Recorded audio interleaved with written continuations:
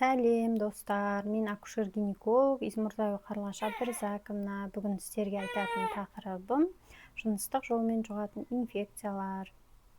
Не үшін бұл тақырыпты айтқым келді? Өйткені қазіргі таңда көп кездеседі және көптеген асқынуларға алып келеді. Ең бірінші айтатын, яғни жыныстық жолмен жұғатын инфекциялар өте көп. Ең ішінде, солардың ішінде жиі кездесетіні трихомониаз, гонорея, уреоплазма, микоплазма, ВПЧ, ЦМВ, ВПГ. Осы аурулар, яғни спидті, гепатит Б-сына жатқызсақ болады оның ішінде. Сифилис бар. Яғни бұлардың белгілері қандай клиникалық белгілері, яғни жыныстық жолдан инфекцияның түріне қарай бөлінділер, түсі өзгеруі мүмкін, қышуы мүмкін, бөртпелер пайда болуы мүмкін. Сифилис болса шаңқыр жаралар пайда болуы мүмкін, оны емдемесе кейін жүйке жүйесіне дейін әсер етуі мүмкін кейін. Мысалы хламидиоз болса, мысалы, кей жағдайда оны әйелдер өздері білмей жүре беруі мүмкін. Кейін бір тексеріліп қараған кезде уже ағзада бар болып шығады. Кей кездерде көпіршікті выделение болуы мүмкін, кіші дәретке жиі бару болуы мүмкін, ашып. Кейбір түрлері бар, жасырын өтеді. Инкубационный период дейді, яғни әйел өз білмей қалуы мүмкін. Бір-екі күн қышып, одан қойып қоюы мүмкін, немесе басында вообще тым білінбей, кейін белгілер пайда болуы мүмкін. Және бұлар қандай асқынуларға алып келеді, яғни көбінесе жатыр түтікшелерінің бітелуіне. Мен сіздерге қазір жатырдың суретін сызған едім. Мынау жатыр түтікшесі, аналық без, екі жатыр түтікшесі, аналық без. Мынау жатырдың мойны, мынау жатыр түтікшесі. Көбіне осы инфекциялар, яғни емделмей жүре берсек, мына жатырдың түтіктерін бітелуіне алып келеді. Түтік бітеліп қалғаннан кейін бізде жүктілік болмайды, бедеулік болады. Көп жағдайда себептерінің бірі осы болуы мүмкін. Кейбір жағдайларда қабынуға алып келеді. Қабыну, яғни мына түтікшелердің ішінде гной, ірің болады. Қабынуға алып келеді. Сондықтан біз уақытында емделіп, анализдерімізді тапсырып, қаралып тұруымыз керек. Және жаңағы ВПЧ, вирус папиллома человека деген, оның да 30-дан астам түрі бар. Ең жиі кездесетіні ВПЧ 16-18. Яғни не үшін бізге қажет? Бұл жатырды мойынның қатерлі ісігіне алып келуі мүмкін, жаңа ВПЧ 16-18 деген түрі. Сондықтан біз егер басқа инфекциялар анықталып жатса, біз қосымша ВПЧ тапсыруға кеңес береміз. Егер әйелде бұдан бөлек, яғни сыртқы жыныс органдарында, мынау қынап, мына жағында қынап, сыртқы жыныс еріндерінде, органдарында, яғни кандиломалар болса, кандилома деген мынандай домалақ өсінділер әртүрлі. Сондайлар болса, яғни біз оны удалениеге алып тастауға кеңес береміз.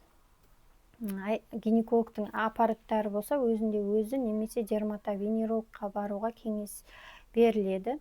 Біз бұны қалай анықтаймыз? Әйел келеді, креслоға жатады, анализ алынады. Жаңағы ИФА бұл жаңағы созылмалы түрлеріне көбіне анықтау үшін 6 айдан асып кеткен.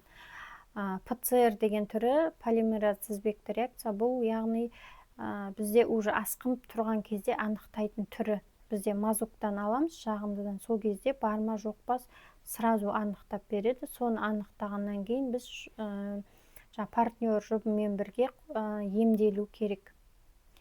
бұны емделмей ұзақ жүре берсек, бұл асқынуларға алып келеді, жаңағы жиі қайталанатын, жаңа цистит, ашу сезімі, одан кейін выделение, иіспен сондай асқынуларға алып келуі мүмкін.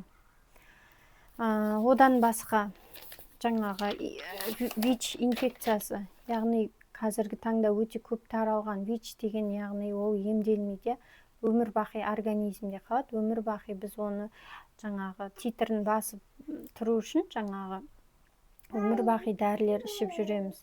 Яғни бұл қандай? Иммун тапшылық организмде иммунитетті төмен болады. Бұл кезде иммунитет төмен болғандықтан кез келген ауру, яғни тұмау болсын, кез келген ауру асқынып ауыр түрде көрінуі мүмкін.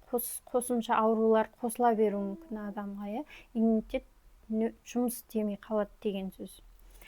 Яғни жаңа бауыр ауруларына алып келетін гепатит Б, С, Д, Е, одан да басқа түрлеріне, яғни қан арқылы да жұғады, бұлар жыныстық жолмен де жұғады. Сондықтан қыздар гинекологқа жиі жылына 1-2 рет кем дегенде тексеріліп тұрамыз, УЗИ түсіп тұру керекпіз, мазок, ПЦР, ИФА на степень чистоты тапсырып тексеріліп емделіп тұрамыз. Бұлардың алдын алу жолы қандай? Яғни біздің жұбымыз, партнеріміз біреу болу керек, және де презервативпен қорғанамыз. Яғни презервативтің өзі барлығынан қорғамайды. Мысалы, сифилис мерез деген түрі, ол жаңағы жыныстық жолдарда шанкір пайда болуы мүмкін, жаңағы жара. Оны емдемей біз жүре беретін болсақ, ертең жаңағы басқа дейін жаңа шаштың түсуі, баста жаралар, шанкір пайда болуы мүмкін. Жүйке жүйесіне де әсер етеді. Сол үшін барлық ауруды уақытында емдейміз. Одан бөлек жаңағы болашақ аналар, оларға жаңағы баласында неше түрлі ақау, Құдай сақтасын, қазір құлағы естімей, көз көрмей, немесе сөйлеуінде болашақта әсер етуі мүмкін. Жаңағы туылғанда сарғайып туылу, осы инфекциялардың әсері себептерінің бірі болуы мүмкін. Сондықтан жүктілік кезінде міндетті түрде, егер осы белгілер болса, тапсыруға кеңес беремін, қыздар. Бұл әйел адамдарға қатысты емес, ер адамдарға да қатысты. Яғни ер адамдарда жаңағы ВПЧ немесе басқа түрлері болса да, неше түрлі асқынуларға алып келеді. Яғни мен гинекологпын, сондықтан ер адамдар урологқа барып тексеріліп, немесе дерматовенерологқа барып тексеріліп, анализдер тапсырып, әйелмен бірге бір уақытта емделу керек.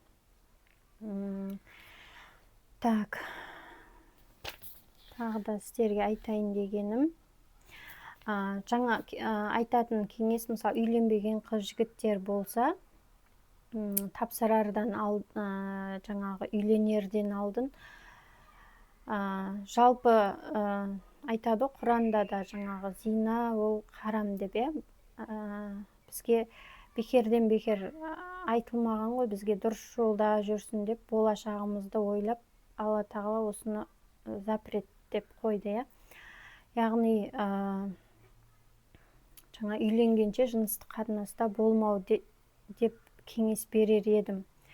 Және үйленерден алдын бүкіл инфекцияларға анализ тапсырып, егер шығып жатса, толық жұбымен бірге емделіп, сосын қорықпай бала жоспарлауға кеңес берер едім. Өйткені не үшін? Болашақта баламыздың дені сау болу үшін. Яғни алдын ала біз бүкіл инфекцияны тексеріп, көз жеткізуіміз керек, анализдер қайтадан тапсырып, жоқ болғаннан кейін барып, витаминдер ішіп, содан кейін барып жоспарлауға кеңес берер едім. Сосын қазір тағы да бір алдын алу, ол ВПЧ 16-18 деген, яғни вакцина шықты, қазіргі таңда жас өспірім қыздарға салынып жатыр. Яғни ата-ананың рұқсаты арқылы, яғни бұл не үшін? Жаңа айтып кеттік қой, жатыр мойнының қатерлі ісігіне алып келуі мүмкін. Осы қатерлі ісіктің алдын алу мақсатында негізі ер балдарға да қыздарға да жасөспірімдерге осы вакцина салынуы керек. Жалпы мен айтайын деген тақырыбым осы, қыздар. Егер де сұрақтарыңыз болса, комментарийға жазылыңыз, тіркеліп подписаться етіңіз. Мен осы видеоны енді ютубқа түсіріп бастап жатырмын. Декреттегі көпбалалы анамын. Өз біліміммен сіздермен кішкене болса да сіздерге пайдасы тисін деп айтып жатырмын. Тағы да басқа достарыңызға қажет болса таратыңыздар. Сол, рахмет достар, сау болыңыздар.